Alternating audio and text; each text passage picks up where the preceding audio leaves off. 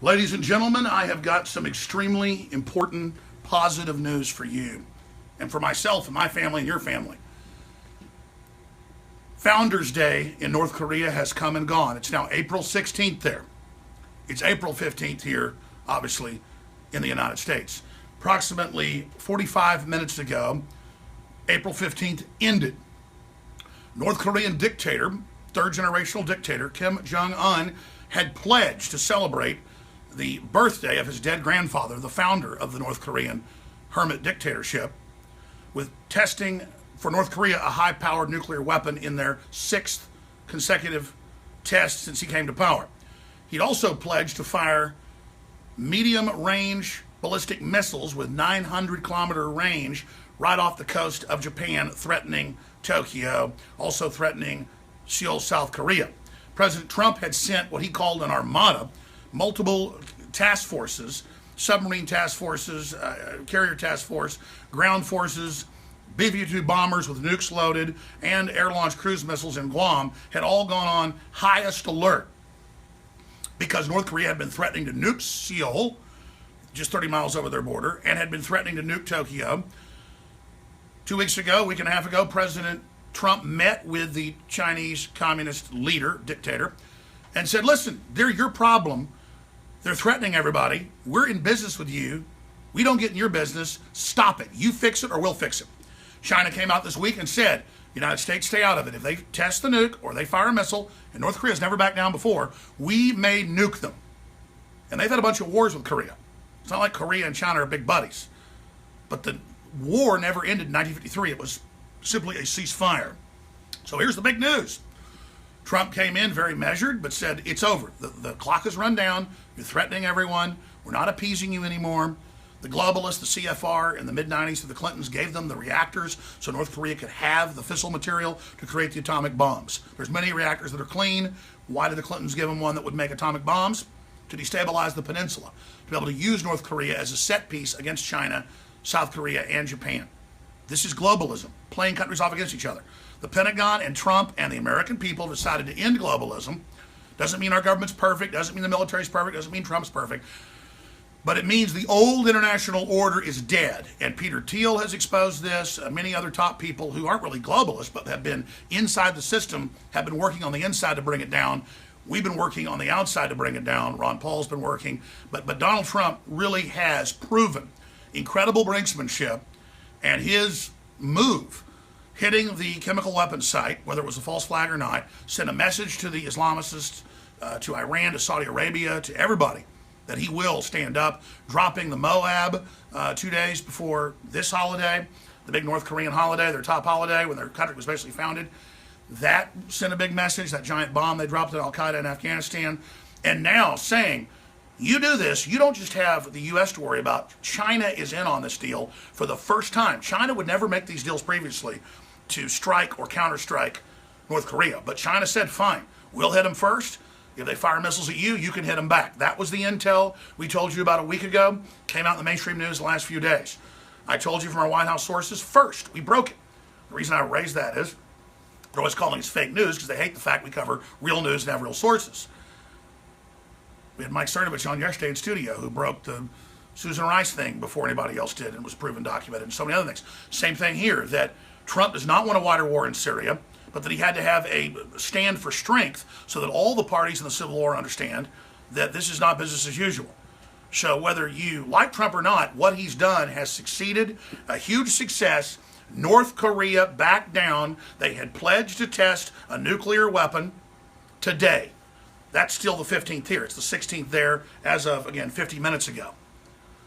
As I sit here Texas time, they're now an hour in or so into their new day on the 16th. So they backed down on a nuclear test. They backed down on shooting missiles off the coast of Japan.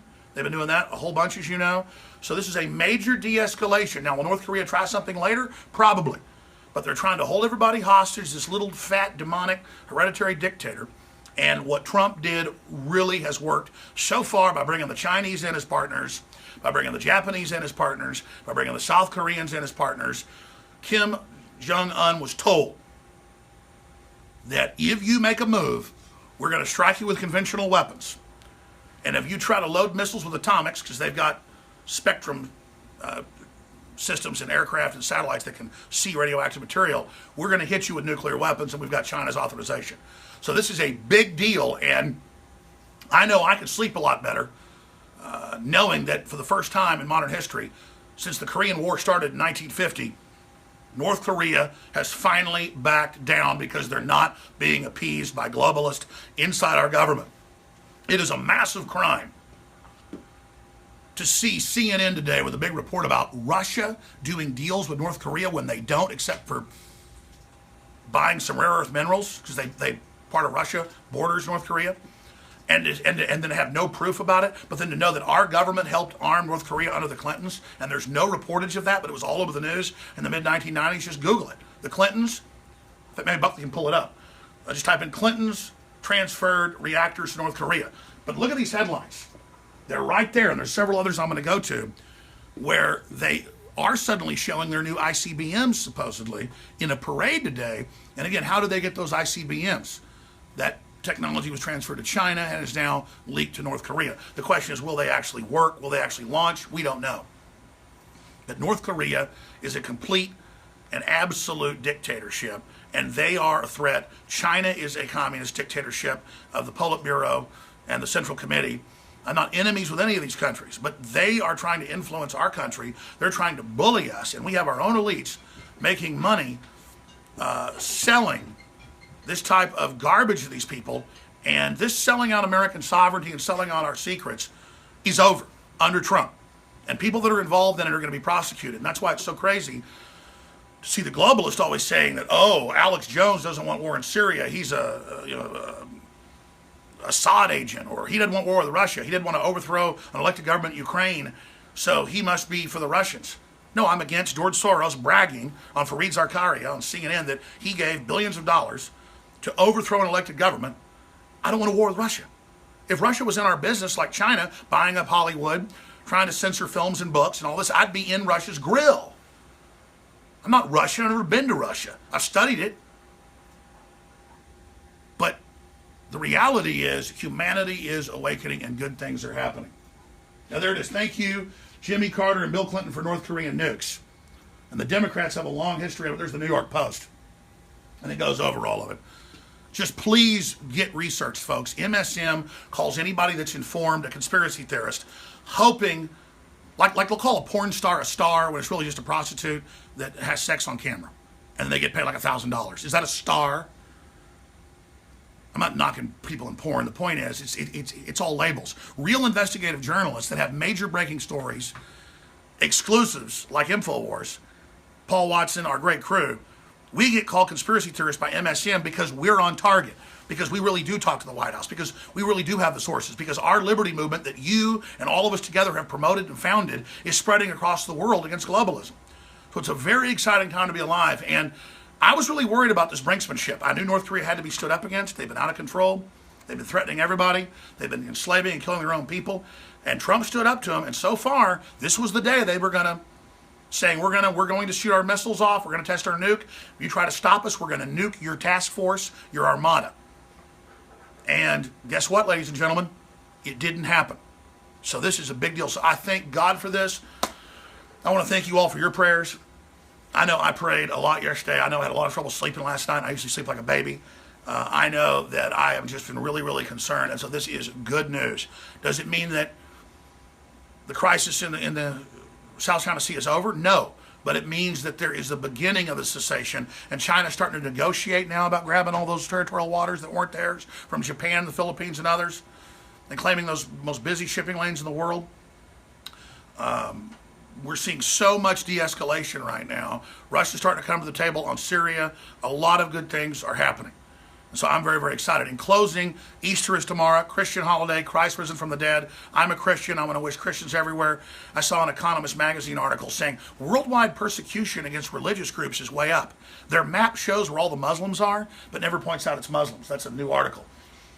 And I was just thinking about how that Rothschild publication was attacking me in another article for, being this Assad agent with no proof. It's just crazy. Because I'm saying the rebels have a history of false flags. They've been caught doing it. And just because I'm saying the same thing as Assad says, I said it before him, by the way, I'm supposedly working for him. Again, we're not allowed to have our own thought processes, our own memories here. But if you go to a David Knight report on Infowars.com, there's a headline dealing with it, the cross under attack, and we have Easter being canceled in one of the largest Christian minority nations in the Middle East, in North Africa, that's Libya. So again, even the UN admits persecution of Christians the last decade has doubled. It's by Muslims. Hindus and Christians get along in India. Hindus and Muslims don't. So I'm not here to bash Muslims. The dominant Orthodox Islam is aggressive, is jihadi based, and is expanding. And the European elite and the globalist elite, just like they were allied with communist North Korea, they've been allied with radical Wahhabist Islam. There's the report. And then there were none. Fed up, fearful Christians leaving the Middle East. Yeah, that's out of The Economist. But that's another article where they admit it. They had one today when I was on their site. It was like another story, and the hit piece on me was a little story on the side. It was like, oh, worldwide tolerance of religions is way down. And you look at a map, it's all Muslims. Here it is. And they show you, here it is. They show you the map. You can probably zoom in on it. Freedom of worship is on the decline in many countries. It's almost all Muslims doing it. It's like 95% of the persecution is Muslims against Christians, but again, they won't even tell you. So if you pull up the story on Infowars.com by David Knight, he links to all the articles where they're blowing up churches. You want to pull up the suicide bombing last Sunday? Sure. Let's pull it up on bombing Palm Sunday. I mean, you want to see what's going on, ladies and gentlemen. They couldn't get into the full church because the guards wouldn't let them in, so they went out and just blew up a bunch of Muslims in the street because maybe they'd get 2 or 3 Christians coming in. What the hell kind of stuff is this? So we're dealing with radical communism coming out of the Korean Peninsula and the South China Sea. We're dealing with Islam. These are the real threats, and our elites have been allied with it. They've let in 5 million people the last 3 years into Europe. 80% plus are military-age men. This is a real issue. What are they doing with this? Why are they covering up the truck attacks, the car attacks, the stabbings, the shootings? Because they've got some bigger plan with these Muslims. And now they've told us, make us give up our rights because we're making them mad and making them blow us up. Now in Stockholm, the government came out and the newspaper said, let's ban cars because it's the cars killing people. Nothing about Muslims.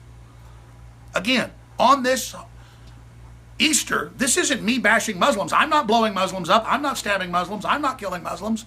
I'm here seeing bombings all over the Middle East and Christians being killed. Last Palm Sunday and today there's already been bombings, and you know there's going to be a bunch tomorrow in Pakistan, in Iraq. And of course, not in Saudi Arabia, no Christians are allowed there. And of course in Syria. And then what does Assad do on Easter and Christmas? He goes to the Christian churches because he is a crypto Christian. That's well known. And that's why they don't like Assad, because he's a Christian, and so is his family. So here it is. Here's the bombing. Let's zoom in a little bit over there. Now let's show. This is what they do on Palm Sunday, last Sunday.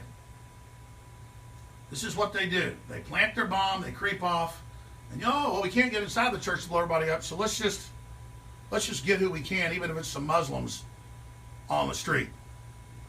And that's your religion of peace right there. So I want listeners to understand something. The only way this video goes viral, because we're about to end it, it won't be live anymore, is if you post it on Facebook, Twitter, Google, on your Instagram, on your whatever it is.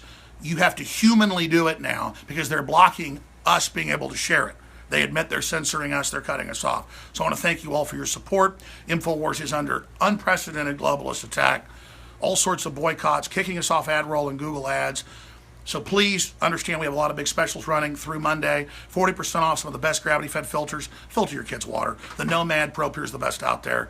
Support us. Support the broadcast. You can't lose. That's how you donate. You get great products. We've got up to 30% to 40% off a bunch of the supplements at InfoWarsStore.com, InfoWarsLife.com. And that helps fund Harrison coming in on the weekend, Buckley coming in on the weekend. And you know what? I'm going to go ahead and show everybody this. I'm going to go ahead and show you what we're doing real quick. Here, let's go in here. But whatever you do, are you sharing the link to this video right now? Now, here we are. They just